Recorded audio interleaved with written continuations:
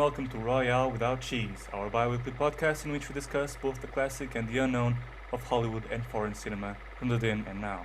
We are your hosts, me, Tomás Ferreira, Leonardo Miranda.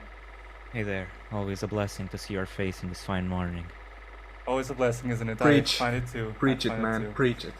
And there you go, that's Miguel Aido for you, I said Aido, I don't know why, but the double I. Because you're a disrespectful I am a mother. disrespectful bastard, of course.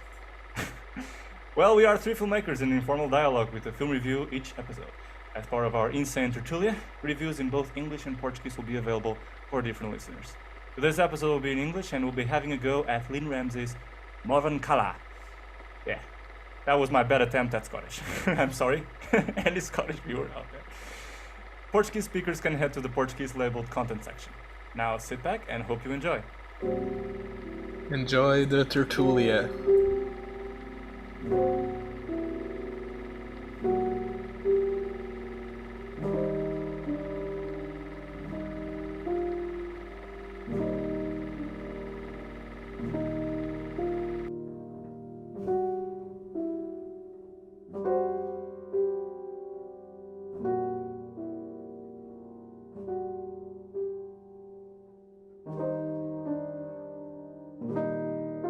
Everyone is afraid of Morvern. Everyone is afraid of her Scottish accent.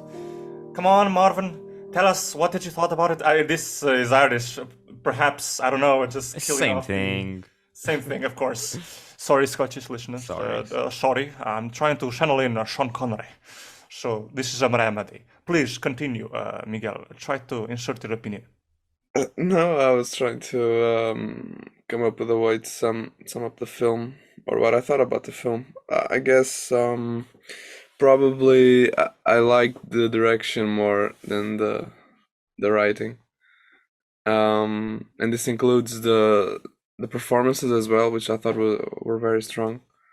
But yeah, writing wise, couple of things probably we will discuss too are not that strong. They seem to come a bit out of the blue, and yeah. So generally speaking, I wouldn't say it's as strong written as it is actually directed by Lynne. But yeah, what do you think? I think both films that we are talking about today are more image driven than properly plot driven. And yeah, I didn't particularly connect with Morvern Callar, the film, the character, okay. But I don't know.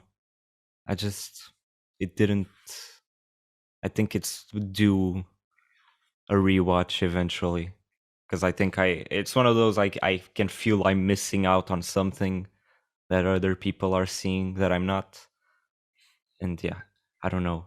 Eventually I'll see it. But right now it just kind of annoys me. These gritty social portraits. Social commentary. Not social commentary, just like social commentary. like a more, I don't know, a trashier look as well. Like, I don't know, there's a lot of things. Yeah, I can't describe it. I just feel like I've seen this a lot, especially in British films of this nature. And the nightlife, I don't know, the parties, the nightclubs. Yeah, going exactly. Out to skanky hotels, and Yeah, it's very, I don't know. And I live in, south of Portugal. I've seen a lot of British people having parties and being annoying. And sometimes I need, a safe space from that, a safe haven, and I don't need to watch a film about them going to the south of Spain to be annoying. This is trash. Lenny's very own personal racist commentary over here section. I'm very racist against Brits. I'm sorry. You know what? I sympathize with that feeling of on a first viewing this being a difficult film to really digest. I mean, because I had the same feeling when I watched it for the first time, and this was my second time. By the second time, I did feel like I appreciated it a little bit more. But I do understand that I think what Miguel said is very clear in the sense that it says what is of good and, let's say, meeker with the film, which is great directing, a film of really driven by the imagery, but the writing in some instances for me could have a little bit of touching, because to me I really like moments of it. I really like how the image conducts the narrative, how the sense of an haptic sense of the real. This is through touch, knowing reality and decodifying the character, because touch is a really key element in the film and in understanding Morvern's state of mind.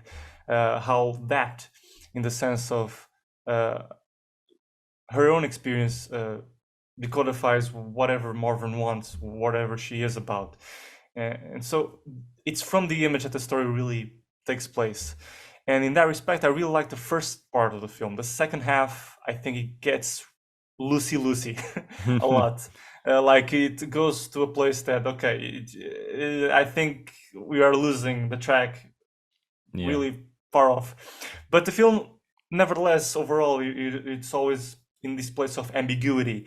And the main question of it is, to me, is Morvern as a character is like this question mark throughout this whole film. What does Morvern want from life? I think that's, to me, the great mystery, to ask that out of a character, to make me intrigued about how does this person operate, how she is, what does she feel.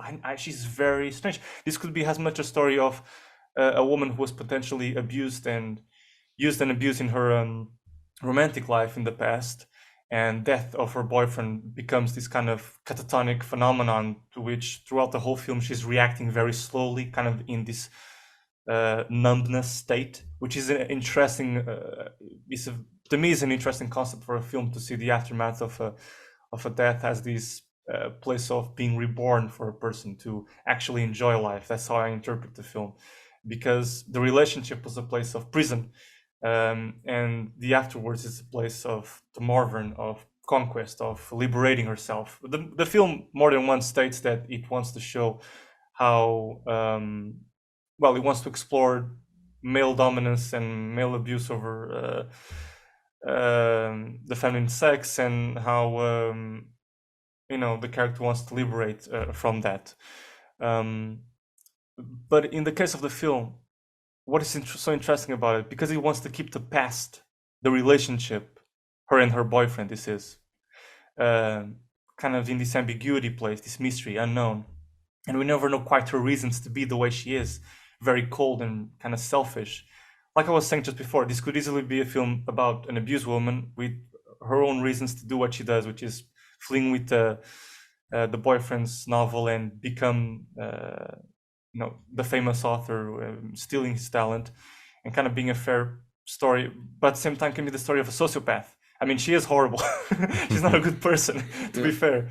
So part of the interest of the film, it's the character, and yeah, you have this ambiguity between why is she doing this, what does she really want. At some point, it seems like it was about the money. But in an initial stage, it seems like it was just getting rid of this relationship.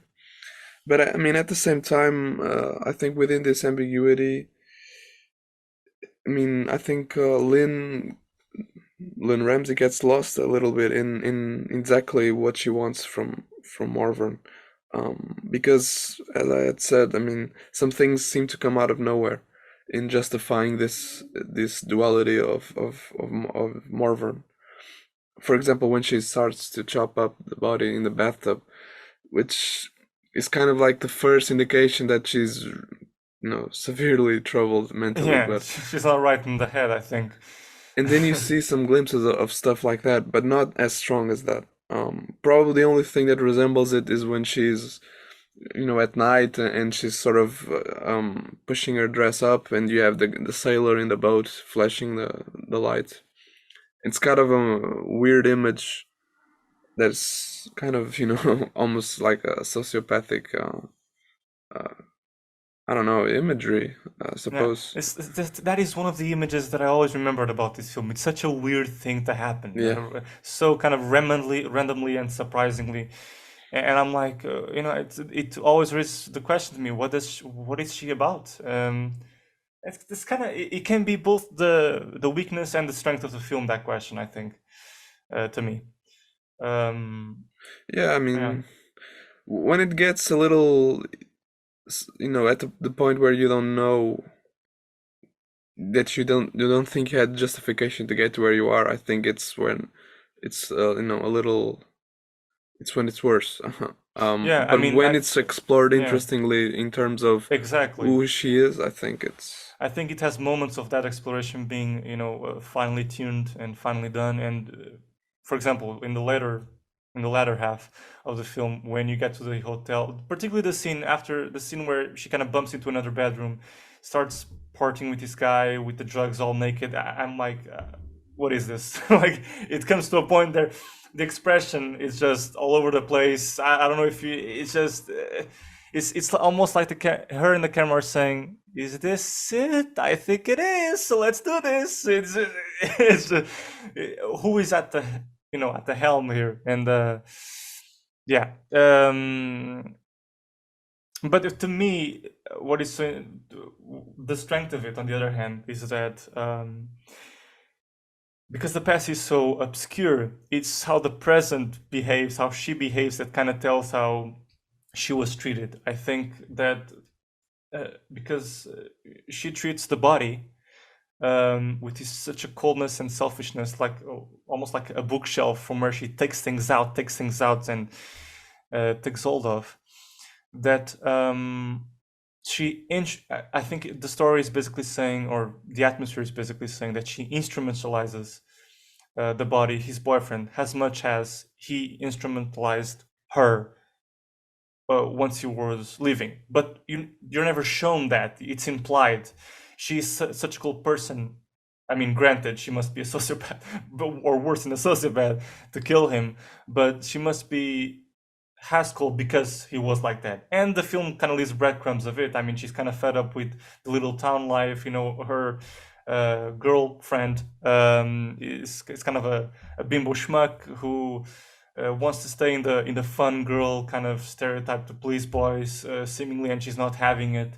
She wants to be different from that, change, kind of earns from that freedom, and that is shown later in the hotel in Spain, where she's like the girlfriend is in the bathroom with the other boys who are throwing themselves at her, and she's not having it. So the film does thread that ground of that kind of those feminist themes, and I think this is all for me to say. I think that's where she's coming from. Those are the more concrete, or I mean specific areas that the film arrives at, and where the exploration is the most interesting, because you understand the suggestion, the power of suggestion there. And I really like, for example, on this level, how she uses objects, which is very similar to what happens in Just of the Wind. The objects always have this connection to people and what they represent. Like in here, you have the Christmas tree that is kind of twinkling in and out, and it kind of represents the body who still exists there in this. Even if she leaves the bedroom, the body of the boyfriend is still there, and she's taking advantage of it. Much like what happens in Chest of the Wind, where you have a body presumed dead, but who is lying somewhere in the house, kind of a phantom. And I thought these two connections were interesting with the films. The way that hands are used. Also in Chest in the Wind, the hands kind of gain this kind of other mind of their own. You lose the face completely, and you get these very close shots of hands messing around with objects, and how are they used and for what, and what they represent of the people. Listen, I think filming interiority of the characters is very difficult through images, obviously. In many films that try to do that, I respect, but a lot of the times if you as the person watching it are not seeing the same things the director was trying to say, like, even if I respect it, I'm just not seeing it yet. I think the same thing happens with me with Antonioni. I just don't see it. I think it's just right now, at this point in my life.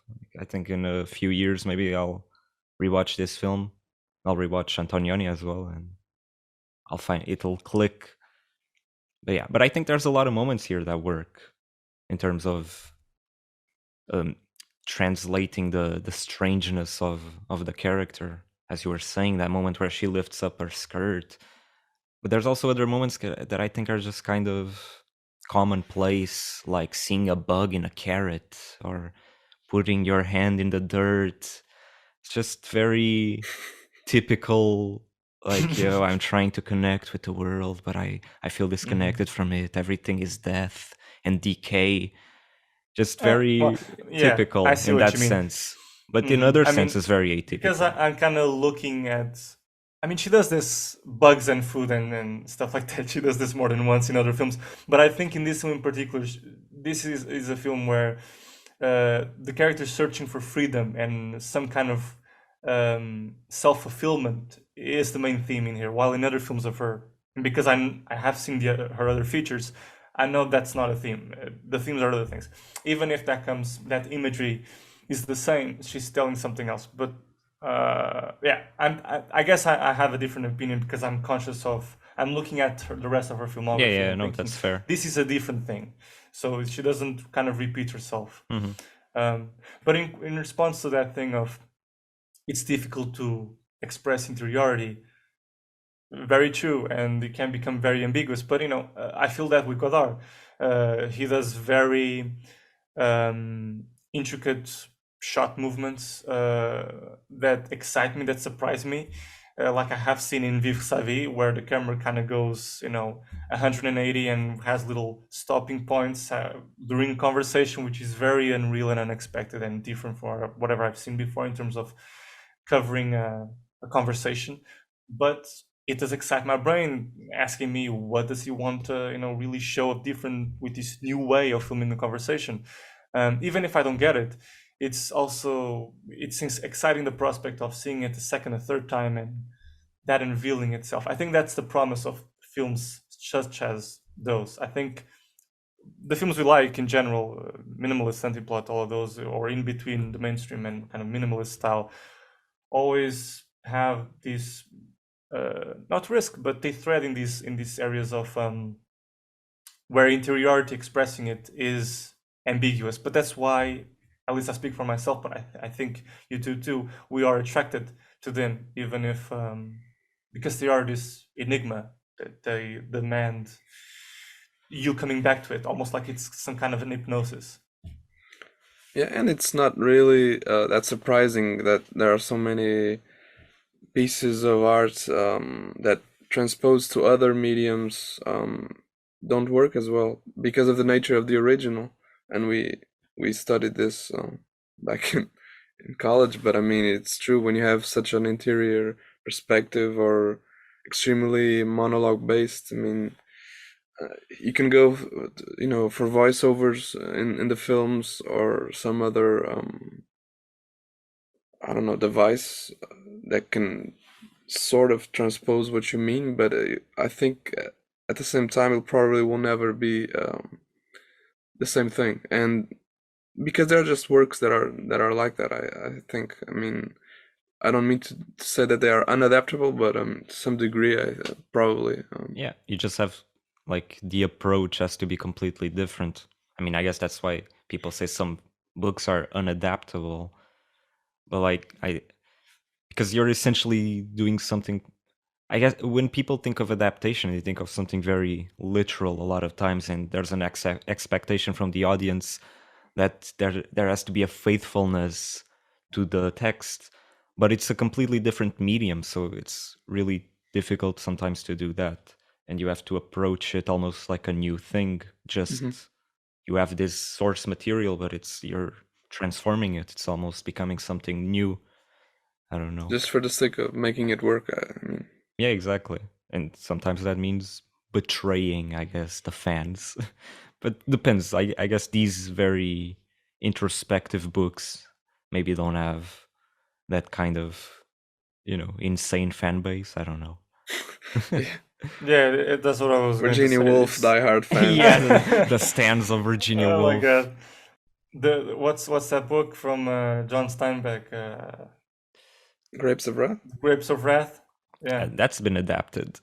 that's been Yeah. adapted. But it's like I was going to say the fan base of Grapes of Yeah, Wrath. or I don't know, Catcher of the Rye. I think that one. Oh yeah, probably A does Catcher have- in the Rye. Yeah. Catcher in the Rye. Yeah, or Infinite Chest. I was thinking about it when you mentioned Strange Books. I haven't read it yet, but it does seem like one that will be Yeah, beautiful. insane. But I don't know. I've never read it. I don't know if it's very plot driven by, you know what I mean? Yeah, I have the sense that it's these parallel stories. One of them involving tennis Yeah. players. Yeah, it's Ooh, insane. Tennis players, how weird! Oh my Ooh. god. You know? Yeah, but it's like Yeah. an encyclopedia novel, or some people describe it like that. It's like exactly. insanely long. Adaptation is always tough. Like I think, for example, I've never read Inherent Vice, but I feel like Paul Thomas Anderson probably did a great job of translating Pynchon's insanity into the screen, into something a little more. I think Paul Thomas Anderson's like solution, it's not a solution, but like the way he counterposes the insanity of the plot by with some like kind of simple, quote unquote, simple filmmaking, like usually a lot of static shots. The camera is not very flashy like it was in, like, for example, Boogie Nights or Magnolia. I think that's a good approach as well. Like you don't try to mimic the insanity of the author, sometimes depending on the book, but right, in this example, the insanity of the author by, you know, one-upping him, trying to match the level, but actually, you know, you let the plot be the insanity, and the filmmaking suggest a different kind of thing, and it works because there's a melancholic, like an undertone of melancholy all throughout the film. So the filmmaking being like that works really well, in my opinion. Also because there's that he keeps coming back to this hook in the story, which is kind of what makes you grounded in it, which is his relationship with Sasha, her girlfriend. So she's the catalyzer of the whole thing. So the catalyst, I mean, and the sweeter moments in the film that I remember are with her. So I think that's that awareness that you're talking about. I think I feel it.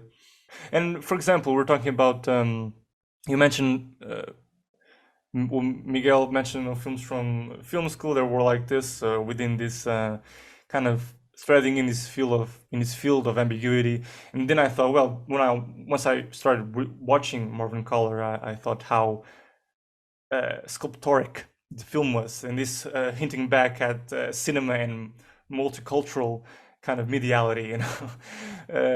I made an essay at the time in film school, which was connecting cinema with sculpture as an art form, and this film in particular very much that made me remember some of the words that I wrote about cinema and sculpture, and that's part of the strength of the film for me. This within my own experience of the film. The way she uses lighting, the way that she addresses sometimes directly to the idea of the three-dimensionality within the bidimensionality that is part of film art, by having her, this is the main character, literally touching textures and things in the film, like the body and going over it, or water, or a piece of paper. To me, I don't see it as much as commonplace because I'm aware of her whole filmography, and that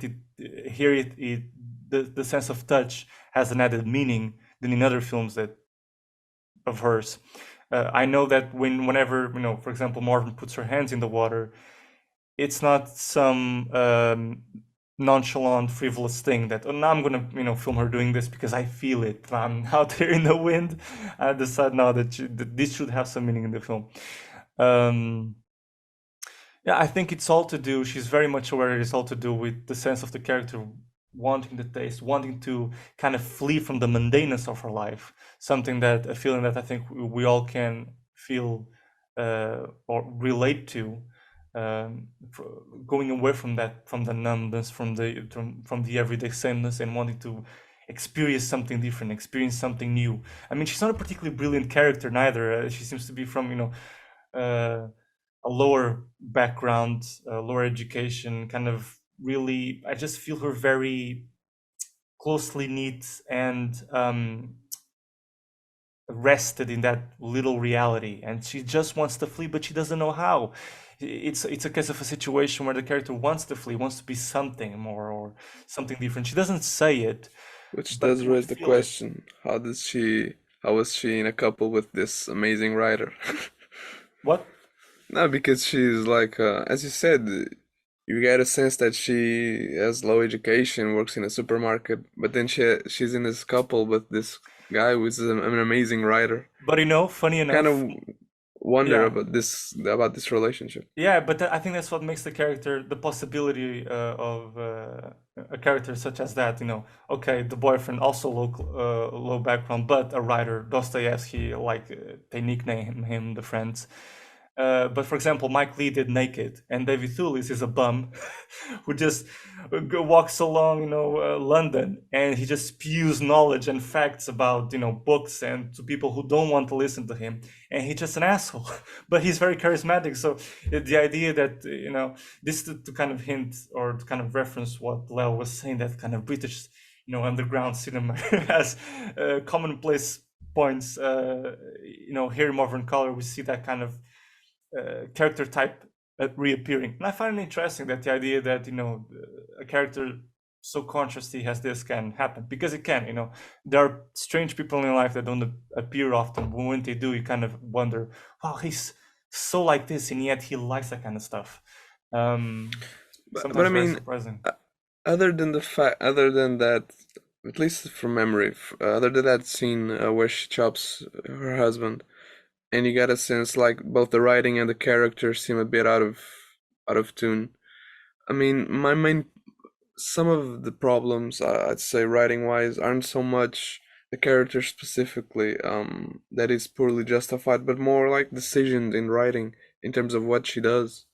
Like for example, when she's in the hotel and she chases that sort of cockroach out of the door, and then she knocks on some random door, and there's this guy.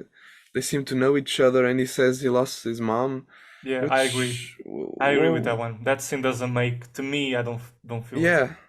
I mean, I like the way it unfolds. It's interesting, but in terms of the actual beginning, the actual engagement with them, um, I mean, it's a strange interaction, and it's treated in a way that it seems like they know each other, which is what most stuck out, I guess.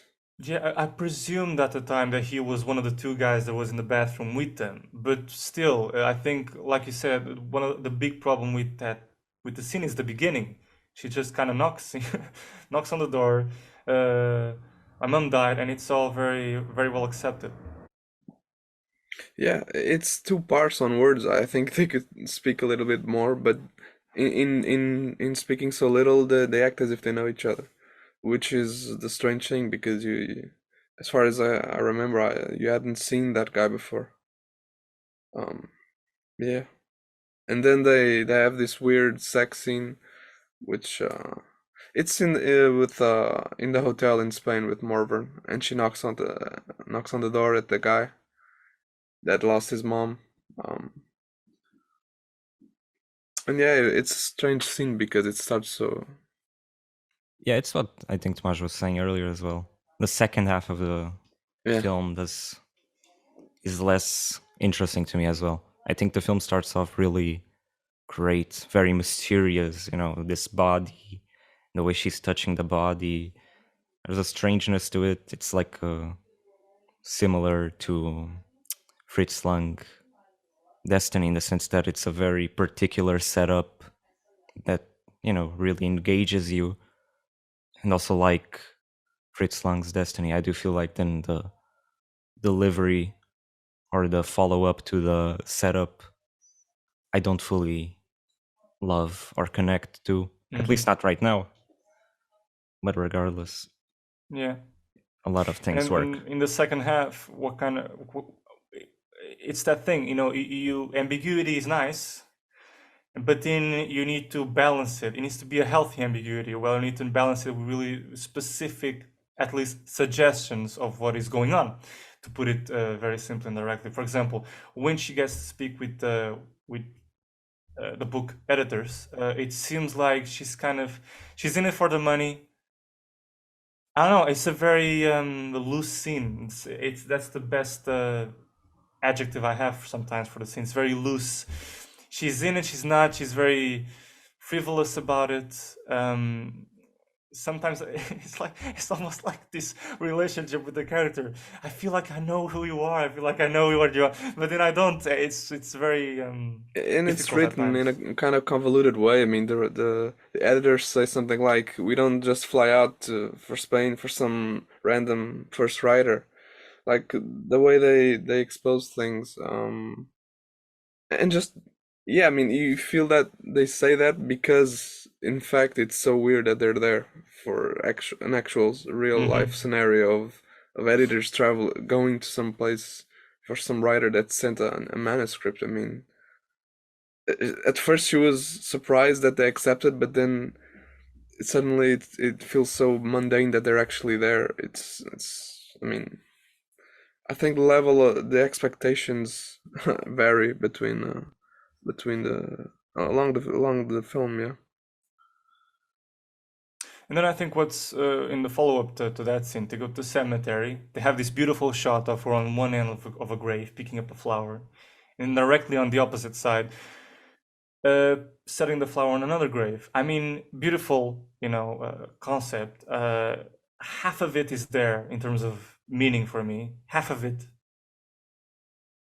I don't know if it isn't.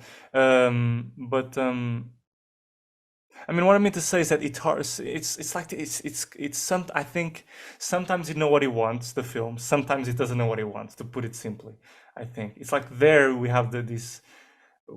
It comes back to that earlier notion of her living with the body and keeping it at bay and entertaining its existence in the house while she's partying and while she's living off of it. And it implies or intends to portray this kind of sadness that somebody she had a relationship with, and beyond feeling bad about or having resentment against, she also kind of fell for him. And it feels like this very interesting idea, but then she doesn't develop it. She doesn't confirm it to us, I think. And it's a really missed opportunity in that sense because she could say something about that sadness, which is like this new idea that comes later in the story. Oh, maybe she felt something for it. It's duplicitous. A lot of abused women feel like that, and about the people they were in a relationship with. It's ambivalent. It's both sides. They love the person because they remember the first time they started a relationship with. She was very sweet, and then he isn't. And but the ending doesn't go there. It's like the ending is this huge ellipsis back home, and then kind of unresolved. And she goes to a nightclub, and that's it. What do you think of that ending? Yeah, I'd rather the yeah. I mean, I like the ending. What I thought would be the ending at the train station, but then we go back to the disco. I think. It just feels like you want to end with a nice song and the Yeah. character dancing. It's like, And that's why? what I felt. It's sometimes it's like she knows very well what she wants out of the scene, and sometimes like maybe we should go into this room, And okay, what's with right? these crazy Maybe we people should. dancing? Yeah, what's with these crazy people dancing? I Like when mean, she's digging the grave, she's dancing like like Joaquin Phoenix in the Joker. I mean, it's like everyone likes to dance when they do nasty things. yeah, and I think that mentioning the dancing, I think some she has very good handheld camera work in this film that has a Yeah, I very mean, the direction I think is top yeah notch, yeah. really solid. And sometimes the way there's right at the beginning of the film there's this kind of once again the film is very much about this idea of a numbness in reacting very slowly to a very big phenomenon such as death, and how does every each and one of us react to that, and in this case being very selfish and self-centered.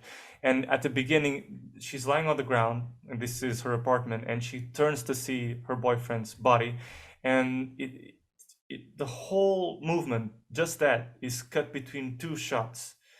She changes between like back and forth between these two shots, and it's like her head is turning, and you see it turning twice, and so the action is dilated over time, and it's not straightforward dilated over time until she sees and touches the body. It's kind of broken down into pieces, which I think it's like a little comment on how she's going to react for the rest of the film, and all done through handheld camera work, which once again works in that sense of the haptic, in that sense of the touch, of the texture, of the sculpture sense of that the film lends to its like atmosphere, and why it's to me so interesting. Yeah, and as you said, I mean, the first half is much more interesting visually as well. I mean, I think the film starts. Leo also mentioned this with the body, and especially the lights, the Christmas lights. I think it's really well placed. And then Framing at the party, the yeah. lights, the way the handheld kind of meshes faces together and bodies. The lack Once of again, it's music like a as well. I dance, think it really. I mean, it sends you in this weird atmosphere of somberness and mystery. Yeah, you don't know what's happening, I mean, or what happened.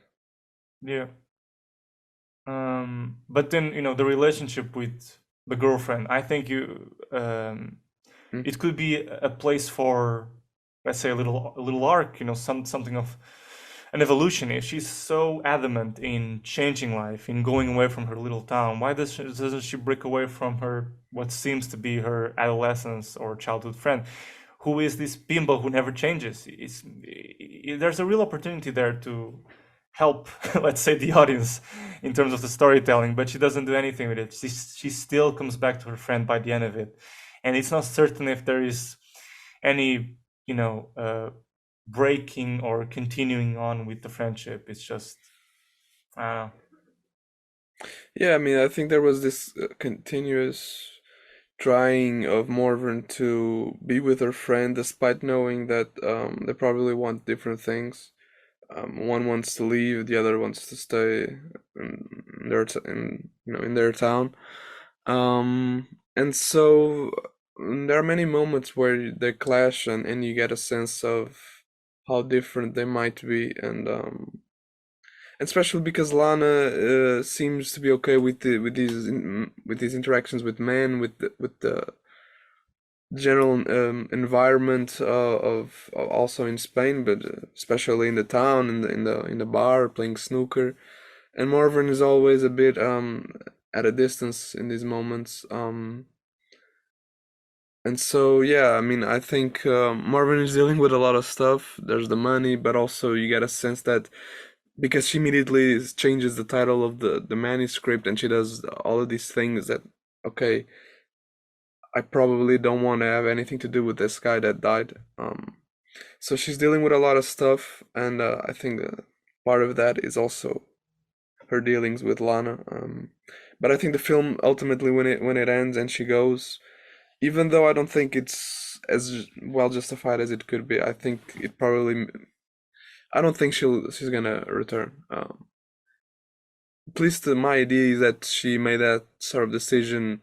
I'm gonna go to the bathroom, but then she goes out of the pub, and that's sort of final. That's how I read it. Um, and because that clash between them isn't new, yeah. So, but yeah, again, it's justified, but it's not. But there are many moments in between that don't feel justified, and so there's always this air of not things being quite as solid and structured as they could be. Yeah. In that sense, I think I much prefer her first film, Ratcatcher, and later on we need to talk about Kevin with John C. Reilly and Tilda Swinton. I think those are, particularly when you talk about Kevin, it's much more that sweet spot between minimalist and the mainstream, also with more American actors, and so while Ratcatcher isn't, but yeah, and her last one is definitely more mainstream. Oh yeah. And it's much more solid in terms of the coherence and how you can relate with the film and understand it. Although, for example, You Were Never Really Here, I think is a very, first of all, the music from Johnny Greenwood, absolutely amazing, and it's still a very ambiguous film, though it's one that is a very straightforward story with kind of ambiguous, mysterious little dust spread around the film. I think, particularly the ending, which is very enigmatic. Well, what do you think, Leo? I like that one more than this one, but I've only seen Oh, these two. you did so. Yeah. Did you see? Yeah, but it was a while ago, so I don't know. But I think I have downloaded Ratcatcher as well. I just haven't watched it yet. Gotta watch it. But you were never really here.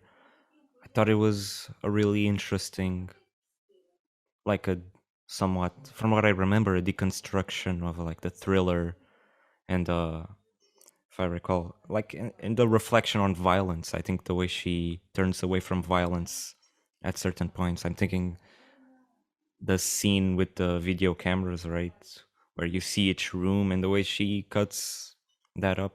I think it's formally genius, but emotionally, I don't remember if I really connected with the film or not. But I think I did because Joaquin Phoenix, his performance is incredible, so that helps a lot. That, for example, if you were never, no, I mean, if you were never really here, better film title. That film, I think, is a better Joker than Joker. Oh for yeah, example. absolutely. You know, Taxi Driver is a better Joker than Joker. You know, it's all. So the king of comedy is about a Joker. Yeah, it's just you know, these are all films that If it seem to doesn't have live the in the title same Joker, universe. it's a better Joker. Yeah. Yeah. But because these are all films that seem to live in the same universe as that shit film, and seem to do a better job Exactly. Yeah. than it. That film is Joker is incredible because it just makes you appreciate other films in that sense. So great Todd Phillips. That's the art of seeing the art. bad films, because then they really make you appreciate how good films are good films. Like, oh my god, yes, I want to, of course. It's like that's a reaction. But of course, Even Goodfellas is Morvern good. Callar is a better Of course, Joker. Godfather is good. What Yeah. was I thinking? I forgot everything or something. Yeah. Morvern Callar is a Joker as well. Yeah, Morvern is and a very good one. Yeah. Of course, yeah. More believable. Samantha Morton, it's the actress. She's very good. Yeah. You know, throughout the whole film, I was thinking she does not have the typical actress face. She's like a no. It's not like a natural, immediate, charming face. It's a difficult kind of face. It's a non-actor face. It's someone like you would, you know, find in the streets. You might sometimes say that she or he has an actor's face, in the sense that he has this kind of sex appeal or this beautifulness that you often see actors, you know, having. It's something that is, you know, a face for the camera.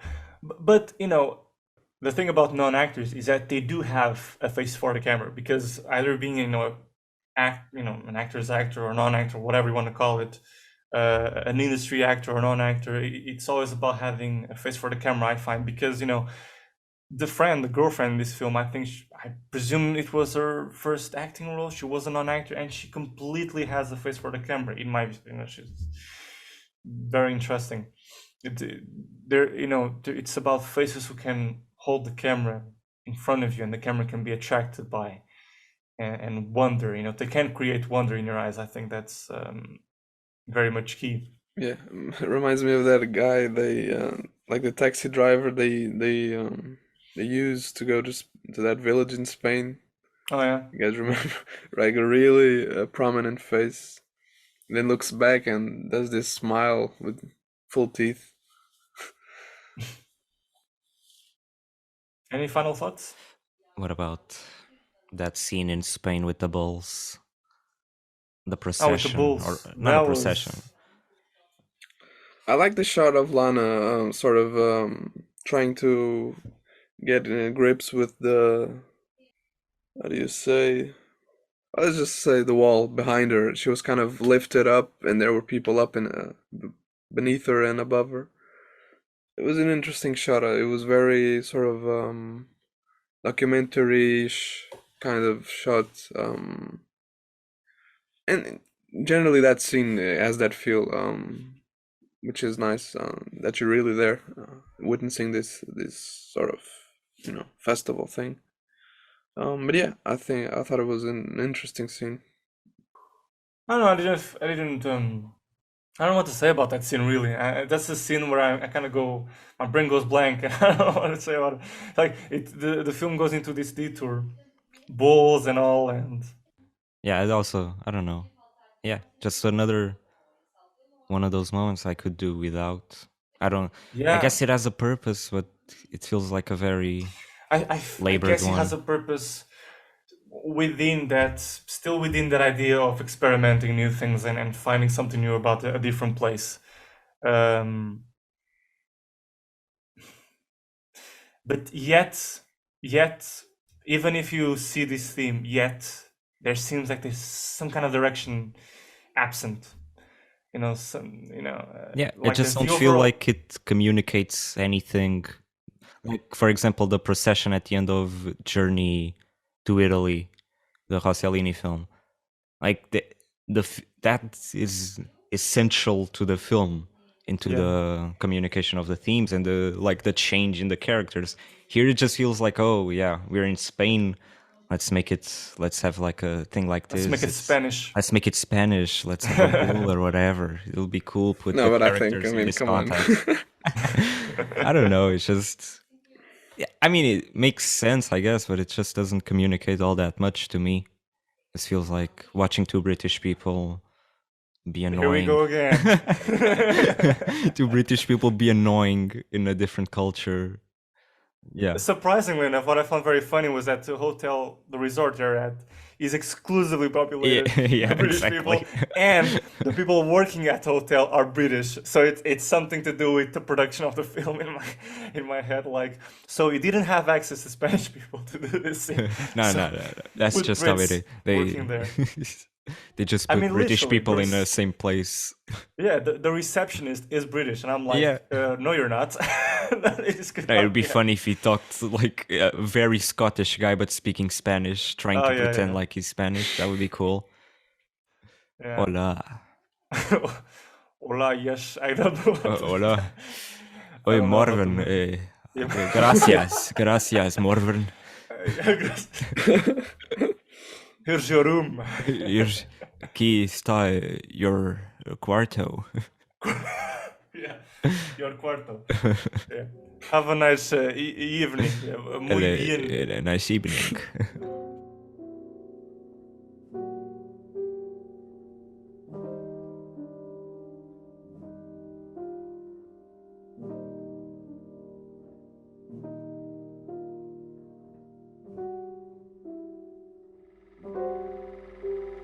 That's all for today. If you'd like to reach out and suggest a film for the next episode, you can find us on the podcast official Instagram and Facebook pages.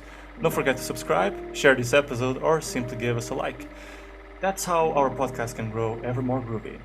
Thanks for listening and see you next time. Bye-bye. Bye-bye. Bye.